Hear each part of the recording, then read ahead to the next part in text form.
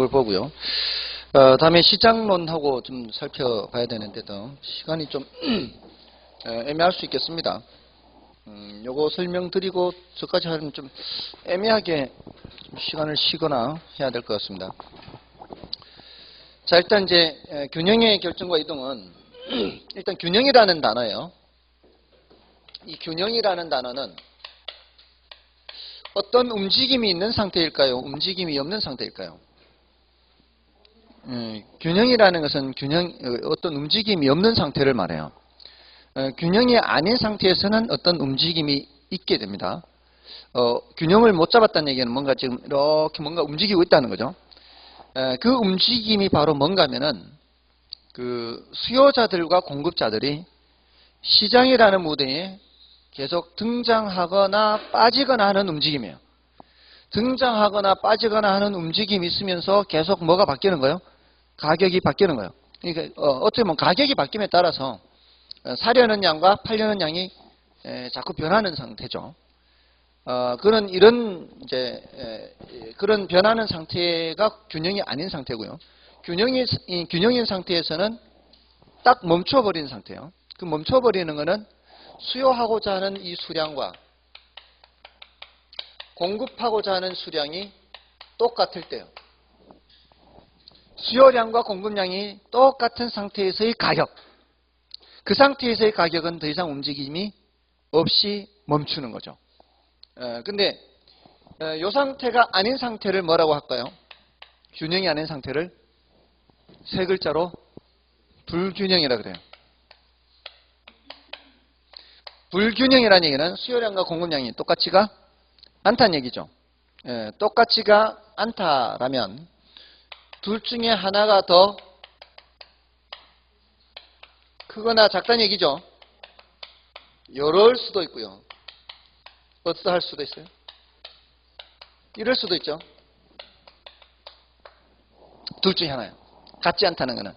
자, 이 상태를 뭐라고 하는가 하면은 초과공급 그래요. 이 상태를 초과수요합니다. 자, 이걸 제가 위에 썼죠. 위에. 초과공급을 위에 썼어요. 초과수요를 아래 쓰고요. 자, 이유가 있어요. 자, 일단 이 상태는 머릿속에 이제 연상을 해도 되고요. 이렇게 연상을 해도 돼요. 무대 오른쪽에 공급자들이 등장하고요. 무대 왼쪽에 수요자들이 등장해요. 그래서 오른쪽에 공급을 쓰고 왼쪽에 수요를 썼어요. 공급량이 더 많은 것은 무대 오른쪽에 공급하고자 하는 사람이 많이 등장해 있는 상태예요. 왼쪽은 수요하고자 하는 사람이 별로 없어요. 자, 이러면은 가격이 어떻게 될까요? 가격이 떨어지겠죠. 자, 이러면은 가격이 하락합니다. 이런 움직임이 나타난다고요. 이 가격이 하락함에 따라 여기 지금 등장해 있는 사람들의 움직임도 함께 나타나는 겁니다. 자, 가격이 하락하면은 무대 밖에 대기하고 있던 수요자들은 어떻게 하려고 할까요? 가격이 내려가면은 예전보다 내려갔잖아요. 수요하려고 하는 양이 더 많아지겠죠. 이거는 커지는 겁니다. 그러면서 공급량은 어떻게 되겠어요?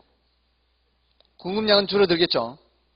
가격이 하락함에 따라서 수요하고자 하는 양은 늘어나고 공급하고자 하는 양은 줄어들면서 결국 어떻게 되겠어요? 수요량과 공급량이 같아지겠죠. 이 상태가 되면 뭐가 되는 거예요? 균형이 되는 거죠. 이 상태로 가는 거예요. 이 상태로. 이 상태로 가는 과정에서 뭐가 움직임이 나타나는 거예요? 가격 움직임이 나타나면서 무대에 이제 들락날락 하는 게 이제 바뀌는 거죠. 자, 이제 반대로 수요하고자 하는 사람들이 많이 등장해서 있죠. 무대 왼쪽에. 무대 오른쪽에 공급하고자 하는 사람들이 얼마 없어요. 사려는 사람이 많습니다. 그럼 어떻게 되겠어요? 가격이 올라가겠죠. 가격이 올라감에 따라서 무대에 등장해 있던 사려는 사람들 중에 일부는 빠져나가기 시작합니다. 사려는 사람 중에 일부는. 이게 어떤 상황인가 하면은 사려는 사람이 많다는 거는 이제 중개사무소에 물건 보러 오는 사람이 많은 거죠. 물건 내놓은 거는 별로 없어요.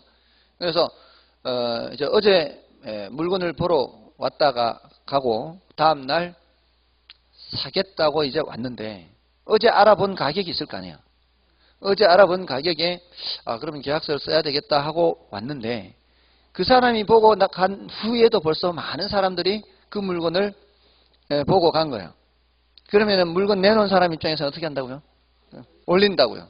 그 사람이 왔을 때 가격이 이미 어제 본 가격과 달라요. 하루 사이에. 자, 이러면은 그 중에 어떤 사람들은 그 가격에는 이제 못 사겠다라고 하고 발 돌려가는 사람도 있을 것이고, 그렇게 올라갔는데도 불구하고 울며 겨자 먹기로 뭐 할 수 없지 뭐 하면서 계약하는 사람도 있을 것이고 하면서 조절이 생긴다. 조절이. 그래서 빠져나가는 사람들이 생기고, 또 하루 사이 가격이 올라가니까 물건 갖고 있던 사람들 중에서도 그 가격이면 이제 팔고 좀 시세 차익 남기고 나와도 되겠다라고 하는 사람들은 또 더 내놓는 사람도 있을 것이고, 그러니까 가격이 상승하면서 공급량은 늘어나고 수요량은 줄어들면서 결국은 어떻게 돼요? 또 수요 공급 수량이 같아지는 거죠. 됐나요?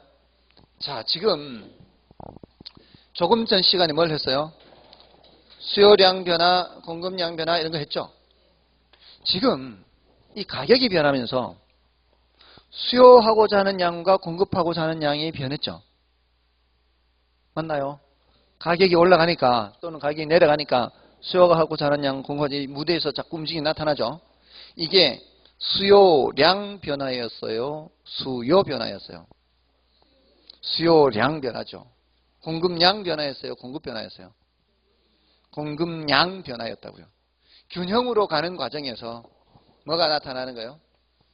이게 나타나는 거예요. 수요량 변화, 공급량 변화가 나타나는 거예요. 가격이 변하니까. 됐나요? 가격에 따라서 이렇게 조절이 들어가는 거예요. 그러면서 균형으로 가는 거예요. 자, 이걸 그래프로 나타내면 이렇습니다. 말로도 이렇게 설명이 가능하지만 그래프로 나타내면은, 자, 여기 수요 곡선이 있고요. 여기 공급 곡선이 있어요. 가격이 만약에 지금 이런 상태라고 쳐보세요. 이렇게. 이 상태에서는 수요하고자 하는 양이 이만큼이죠. 가격이 이 높이에서는 수요하고자 하는 양이 이만큼이에요. 가격이 이 높이에서 공급하고자 하는 양은 이만큼이죠. 수량이 공급하고자 하는 수량이 더 많죠. 이걸 뭐라고 한다고요? 초공급. 위에 그랬죠. 위에. 위, 아래 이렇게. 초과 공급인 상태에서는 가격이 어떻게 된다고요? 내려간다고요. 가격이 내려가면서 어때요? 수요하고자 하는 양은 늘어나지만 공급하고자 하는 양은 줄어들죠. 아직은 누가 더 많아요? 공급량. 육안으로 보시기에 아직은 누가 더 많아요? 이러면 같아요? 확실해요?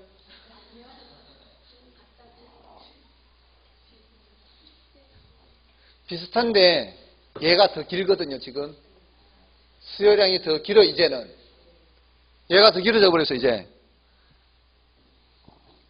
불편하다고요. 똑같은 길이를 나타내야 같잖아요. 각각 나타내면은 여기서 여기까지 길이가 똑같은 데를 찾기가 쉽지 않아요. 그럼 어떻게 해요? 겹쳐서 그리는 겁니다. 겹쳐서 그리면 똑같은 길이를 나타내는 게 어디예요? 교차하는 지점, 요점이죠. 요점. 여기서는 수요하고자 하는 양과 공급하고자 하는 양이 같아요. 그러니까 이 위에서는 뭐고요? 공급하고자 하는 양이 수요하고자 하는 양보다 많잖아요. 그러니까 초과 공급이에요. 위가 초과 공급이라고요. 위가 초과 공급. 아래는 여기라면 말이에요. 여기라면. 이 아래라면 공급하고자 하는 양이 수요하고자 하는 양보다 적지요. 수요하고자 하는 양이 더 많단 말이에요. 초과 수요. 이렇게 나타내면은 여기까지가 수요란 말이에요. 이제는 수요 곡선이 이러니까 수요하고자 하는 양이 여기고 공급하고자 하는 양이 여기예요. 초과 수요죠. 그러니까 가격이 올라가죠. 가격이 올라가면은 수요량은 감소하면서 공급량은 증가한단 말이에요. 맞죠? 그래서 수요량은 감소하면서 공급량은 증가한다. 이렇게. 그래서 여기 오면 같아진다고요. 여기에 균형이라고 얘기해요. 됐나요? 글로 표현하는 게 더 쉽겠어요? 그래프로 나타내는 게 더 쉽겠어요? 훨씬 쉽죠. 훨씬. 그래서 그래프를 그리는 거예요. 근데 이거를 문장으로 이렇게 시험 볼 때는 문장으로 표현한단 말이에요. 그러니까 말로도 표현하는 거를 이제 알 수가 있어야 돼요. 그래야 시험을 보니까. 물론 그래프로도 출제가 되고요. 자, 아무튼 요 상태, 요게 이제 균형 상태고요. 요 점을 균형점이라 그래요. 균형점.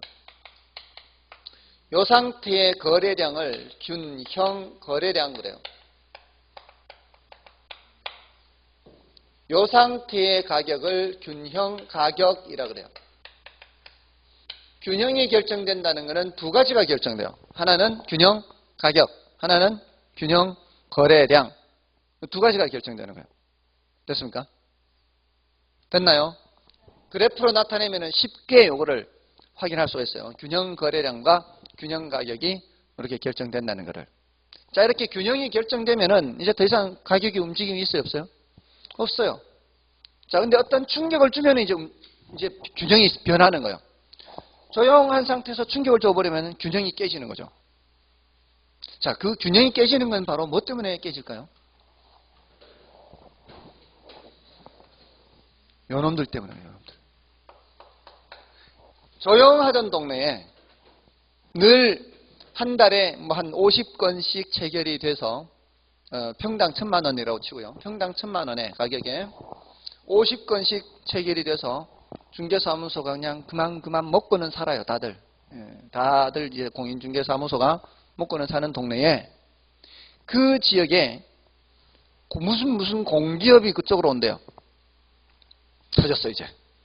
무슨 공기업이 온다고 해서 생산 원가나 이런 게 바뀔까요? 생산 원가에는 변하는 게 없죠. 인구가 증가하거나 이런 요인은 공급 결정 요인이 아니에요. 공급 변화는 없어요. 생산 요소 가격이나 기술이 발전한 게 아니잖아요. 아까 공급 결정 요인은 생산 요소 가격이나 기술 수준 이런 거 봐야 되는 게 그게 아니죠. 이제 인구가 증가하는 거죠. 수요가 어떻게 돼요? 수요가 더 많아지는 거죠. 그러면 어떻게 해요? 수요 곡선이 오른쪽으로 우측으로 이동해요. 이렇게 우측으로 이동. 이러면 교차점이 어떻게 되겠어요? 바뀌겠죠. 지금 요게 교차점이 균형 상태였단 말이에요. 근데 새로운 균형 상태로 바뀌겠죠. 교차점이 바뀐다는 것이 요게 바로 균형의 이동이라는 겁니다. 균형의 이동이라는 것은 균형이 결정될 때는 무슨 변화가 나타나지만 수요량 변화, 공급량 변화에 의해서 균형이 결정되지만 그 결정된 균형이 이동을 할 때는 뭐가 나타나는 거예요? 수요 변화 또는 공급 변화가 나타나서 새로운 균형으로 가는 거예요. 됐나요? 그게 바로 균형의 이동이에요. 그러니까 균형의 이동을 알려면은 뭐를 알아야 되는 거예요? 수요 변화, 공급 변화를 알아야 돼요. 그 수요 변화는 수요가 증가할 수도 있고 수요가 감소할 수도 있겠죠. 공급이 증가할 수도 있고 공급이 감소할 수도 있겠죠. 모두 몇 가지 경우가 있어요? 네 가지 경우가 있어요. 그 네 가지 경우에 대해서 균형이 바뀌는 거를 이제 대답을 할 수가 있어야 되겠죠. 그게 이제 나중에 시험에 나오는 겁니다. 그걸 대답할 수 있어야 되는데 상식적인 수준으로도 어느 정도 여러분들이 판단할 수가 있어요. 그 상식적인 수준으로도. 그걸 알면은 나중에 정답을 더 쉽게 찾을 수 있겠죠. 이미 여러분들이 사실은 어느 정도는 알고 계시는 거예요. 시장이라는 무대를 자꾸 말씀드렸죠. 시장이라는 무대에 그냥 그만 50건씩 체결되면서 평당 1,000만 원에 거래되던 동네에 공기업이 들어선다라고 얘기하면은 이제 찾는 사람들이 더 늘어나지 않겠어요? 거래량이 50건이었다는 얘기는 평당 1,000만 원에 물건 내놓는 사람도 50명, 그걸 사가는 사람도 50명이었다 치자고요. 평당 1,000만 원에. 근데 이제 평당 1,000만 원에 물건을 찾는 사람이 어떻게 해요? 더 많아지는 거죠. 중개사무소에. 내놓는 거는 얼마밖에 없는데. 내놓는 거는 50밖에 없는데 지금까지 내놓던 그 평당 1,000만 원에 50 계속 내놓을 거 아니에요. 지금까지 한 달 동안 늘 내놓던 물량이 유량으로 50건씩 내놓았던 사람들인데 이번 달에도 내놓는 건 50건 내놓는데 찾는 사람들은 더 늘어난단 말이에요. 균형이 깨진 거죠. 이제 균형이 아닌 거죠. 찾는 사람이 예를 들어 100명으로 늘었다 쳐보세요. 물건은 50개 내놨는데. 이게 바로 뭐예요? 초과 수요죠. 초과 수요. 초과 수요. 이게 이렇게 하면서 여기가 100이 됐단 말이에요. 이게 이 수요 곡선이 없어지면서 평당 1,000만 원에서 찾는 사람들이 더 많이 늘어난 거죠. 예, 물건 내놓는 거는 그냥 여전히 50인데 그러면은 가격이 어떻게 되겠어요? 올라가겠죠. 이제 또 이 상태가 된 거죠. 이 상태. 이 상태가 되니까 이제 가격이 또 올라가는 이제 균형이 깨진 상태에서는 항상 가격이 변해서 조정이 들어가는 거죠. 조정. 가격이 올라가면서 물건 1,000만 원이면 이제 살려고 왔던 사람들도 그 다음날 계약서 쓰러 가니까 벌써 가격이 올라가니까 사려던 사람 중에 일부는 포기하고요. 가격이 올라가는데도 그래도 뭐 할 수 없지 사야지 하는 사람들이 결국 계약서는 쓸 것이기 때문에 그 과정에서 어떻게 그 과정에서 50건보다는 물건 내놓는 사람들이 더 많이 내놓게 되는 거죠. 가격이 올라가면서. 그래서 최종적으로 계약서 쓰는 건 어디서 쓰는 거예요? 여기서 균형 상태에서. 그래서 거래 건수가 어떻게 돼요? 예전보다는 거래 건수가 늘어나겠죠. 거래 건수, 체결 건수요. 균형 거래량이라고 하는 거예요. 자, 이거는 상식적으로 생각해서 이렇게 생각하시면 돼요. 시장이라는 무대가 있는데 북적거려지면은 거래 건수가 늘어나겠어요? 줄어들겠어요? 늘어나죠. 지금 사려는 사람들이 더 많이 와서 북적북적거리고 있죠. 그러면은 거래량은 늘어나는 거예요. 근데 그 거래량이 늘어나는 게 사려는 사람이 많아져서 북적거려지든 팔려는 사람이 많아서 북적거려지든 시장이 북적거려지면 그건 좋은 거예요. 그런 거래량은 늘어나는 거예요. 다만 가격의 변화가 다른 거예요. 사려는 사람이 많아지면 가격은 올라가면서 거래량이 많아지는 거고요. 팔려는 사람이 많아지면 가격이 내려가면서 거래량이 많아지는 거예요. 그 차이입니다. 그러니까 거래량이라고 하는 것은 거래량이라고 하는 것은 시장이 더 북적거려지느냐 한산해지느냐로 따지면 돼요. 그러니까 수요가 증가하든 공급이 증가하든 증가하게 된다면은 거래량은 증가하게 되는 거예요. 다만 가격은 수요가 증가할 때는 가격이 올라가지만 공급이 증가할 때는 가격은 내려가는 거죠. 두 가지를 생각하는 거예요. 거래량과 가격을 생각하는 거예요. 거래량은 좌우로 보는 것이고 가격은 상하로 보는 거예요. 됐나요? 자, 그래서 그 균형의 이동을 보세요. 10페이지에 균형의 이동 그 프린트물에 균형의 이동의 변화 요인에 수요만 증가, 수요만 감소, 공급만 증가, 공급만 감소 이렇게 돼 있죠. 자, 수요만 증가하는 경우 균형량이 어떻게 됐어요? 증가죠. 수요만 감소하는 경우 균형량 감소라고 돼 있죠. 그 균형량에 있는 증가 감소, 증가 감소가 왼쪽에 변화 요인에 있는 증가 감소, 증가 감소와 일치하죠. 일치하지 않습니까? 그래 그 단어 따라가면 되는 거예요. 수요 증가 그러면 뭐예요? 거래량 증가. 수요 감소, 거래량 감소. 공급 증가, 균형 거래량 증가. 공급 감소, 균형 거래량 감소 이렇게 그 말 따라가면 돼요. 균형 거래량은. 근데 균형 가격을 보세요. 균형 가격. 균형 가격은 매니에 수요만 증가할 때는 가격이 상승하잖아요. 위로. 근데 수요만 감소할 때는 균형 가격이 내려가지 않습니까? 반대로. 근데 공급이 증가할 때는 어떻게 돼요? 균형 가격이 하락이지 않습니까? 그러면 공급이 감소할 때는 균형 가격 상승이죠. 자, 그러면 거기에다가 이렇게 표시를 해보세요. 자, 증가 옆에다가는 화살표를 위로 표시를 해보세요. 수요만 증가 옆에. 수요만 증가 옆에 화살표를 위로. 균형량은 어떻게? 증가니까 화살표 위로. 균형 가격 상승에 화살표 위로. 자, 수요의 경우에는 지금 수요가 증가했다고 했잖아요. 전부 다 방향이 어때요? 같죠? 그럼 수요만 감소일 때는 해보세요. 수요 감소는 화살표 아래로. 균형량 감소 아래죠. 균형 가격 하락 아래죠. 수요의 경우에는 요 세 놈이 화살표가 다 일치하죠. 근데 공급의 경우에는 보세요. 증가까지는 같아요. 균형량은 항상 그 증가 단어 따라간다고요. 화살표를 위로 하잖아요. 공급만 증가 화살표 위로, 균형량 증가 화살표 위로. 근데 균형 가격은 하락이니까 아래로죠. 공급의 경우에는 그게 하나가 다르다 이 말이에요. 그럼 밑에 공급만 감소에서도 마찬가지죠. 화살표 아래잖아요. 근데 균형량 감소 화살표 아래인데 균형 가격은 상승 이렇게 되는 거죠. 그러니까 수요의 경우에는 그 세 녀석이 화살표 방향이 다 일치해요.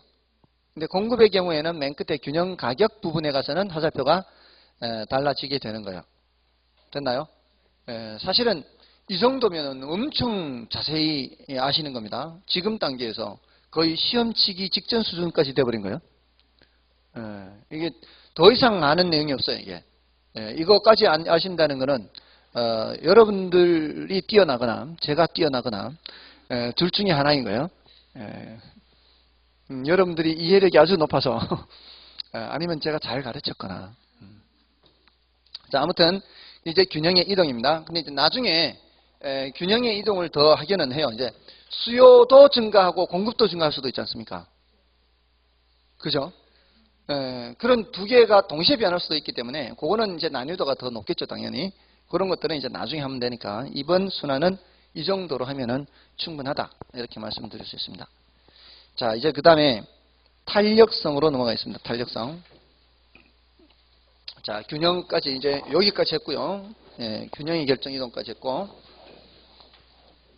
자, 이 탄력성은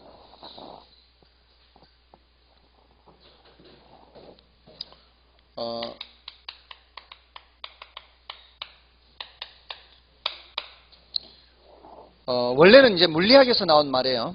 원래는 물리학에서 나온 말인데 마샬이라고 하는 학자가 이 물리학에 나온 개념을 이게 경제학에 도입을 했다고 합니다. 근데 그 탄력성이라고 하는 것이 물리학에서는 어떤 이제 충격을 줬을 때 반응의 크기로 이렇게 살펴본다고 합니다. 예를 들어 공을 떨어뜨렸을 때 많이 튀어오르는 것은 탄성이 크다라고 하고요. 적게 튀어오르는 것은 탄성이 적다. 뭐 이렇게 생각할 수도 있겠죠. 근데 이제 어떤 충격을 줬을 때 충격이 변하는 정도보다 그 반응이 변하는 정도가 더 크면 그런 탄력적이다라고 하고요. 충격을 줬는데도 불구하고 별로 변화가 없다면 비탄력적이다 이렇게 보자는 거죠. 그래서 예를 들어 무심코 던진 말에 막 발끈하는 이런 경우는 탄력적인 거예요, 비탄력적인 거예요? 탄력적인 거죠. 굉장히 민감하게 반응하는 거는 탄력적인 거예요. 근데 충격을 줬는데도 불구하고 별로 반응이 없으면 비탄력적인 거죠. 지난주엔 건 이제 100만 명 시위했다고 하죠. 근데 지금 변화가 별로 없죠. 이런 무슨 현상이요?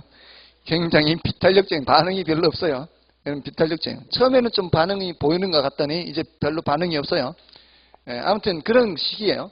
근데 지금 우리 수요 공급에서는 충격이라는 게 바로 뭔가 하면은 독립변수예요. 그게 충격을 주면은 종속변수가 변하잖아요. 그러니까 충격이 가격이 충격이 될 수도 있고 소득이 충격이 될 수도 있고 관련자 가격이 이게 충격을 주면은 뭐가 변하는 거예요? 수요량이나 공급량이 변하죠. 이게 이 반응의 반응. 수량 변화란 말이에요. 수요량 또는 공급량. 그러니까 수량이 많이 변하면 그거는 탄력적이라고 할 수 있고 많이 변하면 적게 변하면 비탄력적이다 이렇게 얘기를 해요. 감이 오세요? 자, 그러면 결국 이 탄력성은 수량 변화의 크기를 살펴보는 거예요. 수량 변화 크기 정도를. 이게 수량이 많이 변하느냐 적게 변하느냐 이거 살펴보려고 하는 게 탄력성 개념이에요. 근데 그게 수요량이 변할 수도 있고 공급량이 변할 수도 있지 않습니까? 그래서 이게 두 가지로 나누어지는 거죠. 수요의 탄력성이 있고 공급의 탄력성이 있는 거죠. 근데 여기서도 마찬가지 수요의 탄력성을 제대로 하면 공급의 탄력성은 자동으로 해결이 됩니다. 그래서 수요 탄력성을 위주로 공부하는 거예요. 근데 여러분들이 지금 이렇게 공부하는 게 그래도 좀 새로운 것을 알게 되니까 재미도 있죠. 그러니까 그럼 빨리 아니라 해도 속으로는 이제 막 갈등하고 있었어요. 대답을 할까 말까. 아니라 해도 빈말이라도 이렇게 내라고 하면은 그게 인간관계가 원만한 거예요. 아무튼 지금 이 공부가요, 사실은 자격증도 자격증이지만 사실은 새로운 지식을 알게 해주지 않습니까? 정말로 필요한 지식들이 많습니다. 여기 젊은 친구들도 있는데 젊은 친구들은 이 앞으로 재산을 형성할 친구들이죠. 앞으로 재산을 형성할 사람들이 오히려 이 지식이 더 필요합니다. 예를 들어 계약서를 쓴다 하더라도 아직 집을 갖고 있지 않은 젊은 친구는 앞으로 집을 뭐 살 수도 있고 뭐 세를 얻을 수도 있고 할 때 그거 하나 알고 모르고가 차이가 있을 수가 있죠. 그런 것들을 알게 해준다는 거죠. 그런 측면에서는 굉장히 유용한 지식이라고 볼 수 있습니다. 이게 여기서 공부하는 것들이. 그리고 이제 실제로 또 실무에 나가서는 하다 보면은 이게 굉장히 또 분야가 다양하게 또 변할 수도 있습니다. 이 중개 실무를 이렇게 배우다 보면은 이 사람들을 다양한 사람들 만나게 되거든요. 정말 많은 사람들 만나게 돼요. 저는 그래서 뭐든지 이렇게 열심히 해보라고 이렇게 경험을 많이 해보라고 하는 이유가 그렇게 하다 보면은 그것도 열심히 해야 됩니다. 열심히 해야 그 사람이 눈에 띄어요. 그러다 보면은 이렇게 뭐 사업을 하는 사람들이라든가 이런 사람들이 그 일하는 거 보고 무슨 제안을 할 수도 있는 거거든요. 그러니까 뭐든 열심히 좀 할 필요가 있는데 하다 보면은 개발하는 사람들을 만날 수 있어요. 쉽게 만날 수 있습니다. 중개 일을 하다 보면은. 왜냐하면은 부동산을 보는 것이기 때문에 개발하는 사람들이 당연히 고객으로 올 수도 있죠. 땅을 필요로 하거나 해서 그런 사람들하고 이렇게 컨택이 돼서 개발 쪽으로 가는 사람도 있고요. 또 경매하는 사람도 있거든요. 경매하는 사람 만나서 또 경매 쪽으로 더 갈 수도 있고요. 또는 뭐 분양을 전문으로 하는 그쪽으로 갈 수도 있고요. 그건 하기 나름이에요.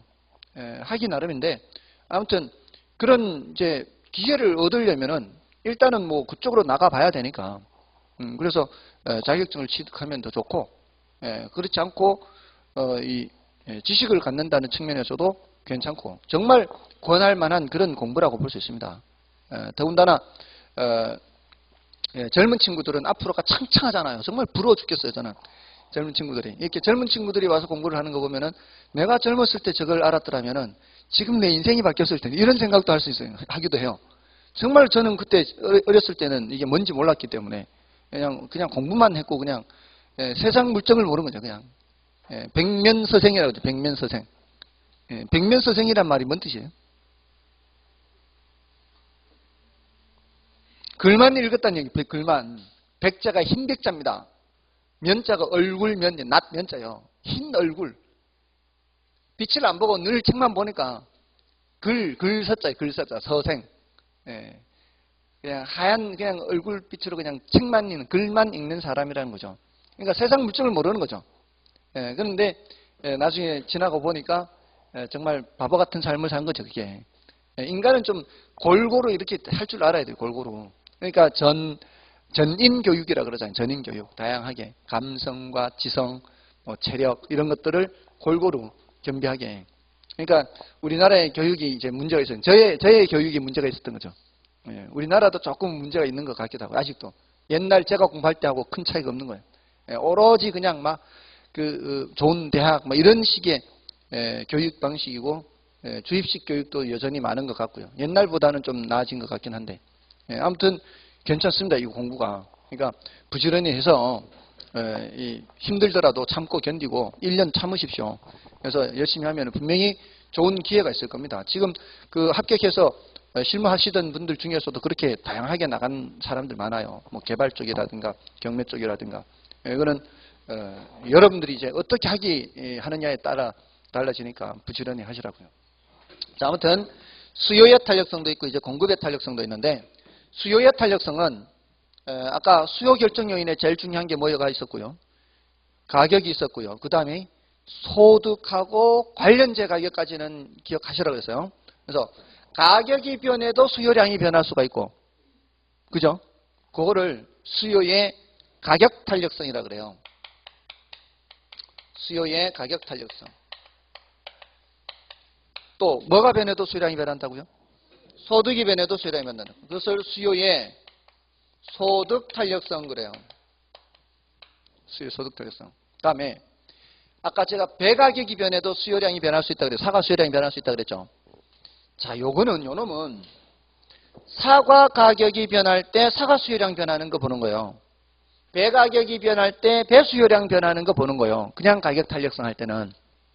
근데 지금 여기는 밑에는 수요의 교차 탄력성 그래요. 자, 요거는 배 가격이 변할 때 사과 수요량 변하는 거 보는 거예요. 그리고 사과 가격이 변할 때 배 수요량 변하는 거 보는 거예요. 감이 오시죠? 그래서 무슨 탄력성? 교차 탄력성이에요. 배 가격 변할 때 사과 수요량 변하고 사과 가격 변할 때 배 수요량 변하는 거예요. 이게 가격이 변하는 재화와 수요량이 변하는 재화가 서로 다르죠? 그래서 무슨 탄력성이라고요? 교차 탄력성이라고요. 자, 이게 이제 공식이 있어요. 공식이. 이건 굉장히 중요합니다. 이거. 탄력성은. 원래는 이 수요 공급에서 네 문제가 나오는데 전부 다 탄력성과 다 관련돼 있어요. 물론 다른 거 앞에 수요량 변화 이것도 있긴 한데 다 탄력성하고 다 관련이 돼요. 자, 아무튼 요거에 제가 지금 수요의 가격 따라서 수요에서 이렇게 썼죠. 분자에 뭐가 가야 되는가 하면은 지금 수량 변화의 크기 정도를 보는 것이기 때문에 이 숫자가 클수록 수량이 많이 변한다는 뜻이거든요. 그래서 분자에 수량이 들어가야 돼요. 수량이. 수요량 변화율 이렇게 들어가요. 분모에는 여기서는 가격 변화율이 들어가요. 여기서는 소득이 들어가는 겁니다. 분자는 뭐가 들어가는 거고요. 수요량 변화율이고 분모는 소득 변화율 이렇게 들어가요. 그 다음에 교차 탄력성은 가격이 변하는 재화가 X제 가격이 변한다면 X제 가격 변화율 이렇게 한다면 수요량은 Y제 수요량 변화율 이렇게 됩니다. 서로 다른 거죠. X제 가격 변화율분의 Y제 수요량 변화율 이렇게. 자, 여기서 지금 이제 변자를 쓰고 제가 동그라미를 했는데 이게 전부 다 변화율이에요. 변화율. 퍼센트로 나타내는 거예요. 백분율로. 그러니까 이거 퍼센트 계산하는 건 다들 하실 수 있죠. 퍼센트 계산하는 거. 별로 반응이 없어서요. 퍼센트 계산하는 거. 몰라요? 그럼 이제 가르쳐 드릴 수밖에 없고요. 퍼센트 계산하는 거는 그 방법만 알면 나머지는 이제 계산기로 하면 돼요. 계산기 두드릴 수 있으니까. 계산기는 두드릴 수 있을 거 아니에요. 그러니까 예를 들어 150에서 가격이 180으로 상승한다. 이랬을 때 몇 퍼센트 상승할까요? 이렇게 하잖아요. 이런 거를 퍼센트 계산하는 거는 그 숫자가 돈이든 돈이 아니든 숫자로 나오면 전부 다 돈으로 환산해서 계산하세요. 수량이 150개에서 180개로 늘어났다라고 하든 가격이 150만 원에서 180만 원으로 상승했다라고 하든 150제곱미터에서 180제곱미터로 늘어났다라고 하든 계산하는 방식은 똑같다고요. 어떻게 해요? 돈으로 바꾸어서 150만 원이 나가서 180만 원으로 들어오면 이렇게 150만 원이 180만 원으로 변하면 수익률이 몇 퍼센트일까요? 이런 식으로 하라고요. 이럴 때 계산 어떻게 하죠? 150만 원 나가서 180만 원 들어오면은 수익률 계산할 때 분모에는 뭘 넣어요? 원금 150분의 하잖아요. 원금 얼마 분의? 150분의. 원금은 150만 원인데 얼마의 수익이 났어요? 그 30의 수익이 났죠. 이렇게 하면 된다고. 이게 퍼센트 계산하는 방법이라고요. 이제 이건 나머지는 누가 알아서 해준다고요? 계산기가 알아서 해준다고요. 자, 그럼 계산기 두드리면 얼마가 나오는가 하면은 0.2가 나와요. 계산기 두드리면 0.2 나옵니다. 근데 0.2는 몇 퍼센트? 20% 이렇게. 이거는 아시죠? 0.2가 20%라는 건 다들 아시죠? 이것도 모르겠다 그러면 어떻게 해요? 0.2에다가 곱하기 100을 해서 퍼센트로 나타내면 돼요. 됐습니까? 자, 그러면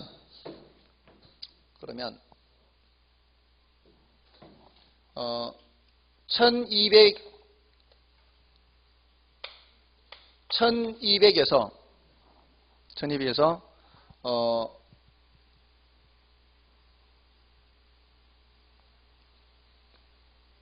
840으로 이제 수요량이 줄었다. 자, 이러면은 960으로 줄었어요. 960으로 줄었다. 이러면은 이거 퍼센트 어떻게 계산해요? 1200분의 마이너스 240이라고 해야 된다고요. 1200만 원이 나가서 960만 원으로 들어오니까 이제 손해본 거죠. 마이너스로 마이너스. 그러니까 마이너스 240 이렇게 해야 된다고요. 됐나요? 그러면은 계산기 두드리면 마이너스 0.2, 마이너스 0.2니까 마이너스 이런 식으로 계산하시면 된다고요. 됐죠? 이제 퍼센트 계산할 수 있겠죠? 자, 이렇게 해서 이제 나타내는 겁니다. 그런데 아까 수요의 경우에는 가격이 상승하면 수요량이 어떻게 된다고요? 내려간다고요. 이 가격이 150에서 180만 원으로 올라가니까 수요량이 1200개에서 960개로 내려간다. 이런 식으로. 이게 플러스면 이게 마이너스란 말이에요. 그럼 거꾸로 가격이 내려가면은 여기가 마이너스가 돼요. 그럼 가격이 내려가면은 여기는 수요량이 증가하니 여기가 플러스가 되겠죠. 그러니까 여기가 마이너스가 되면은 여기는 플러스가 되고 여기가 플러스가 되면 여기가 마이너스가 되니까 항상 음수가 되죠. 항상 음수가 되는데 이 탄력성을 음수로 나타내면 불편한 점과 오해의 소지가 있기 때문에 여기에다가 절대값을 씌워서 나타내요. 그래서 절대값을 씌워서 나타낸다는 것은 여기가 지금 마이너스 20%고 20%잖아요. 이게 가격이라고 치고 이게 수요량이라고 치면 이게 분모로 가는 거예요. 가격 변화에 대해서 수요량 변화하니까 이럴 때는 플러스 20분의 마이너스 20 이렇게 되겠죠. 그러면은 마이너스 1이잖아요. 분모 분자가 같으니까.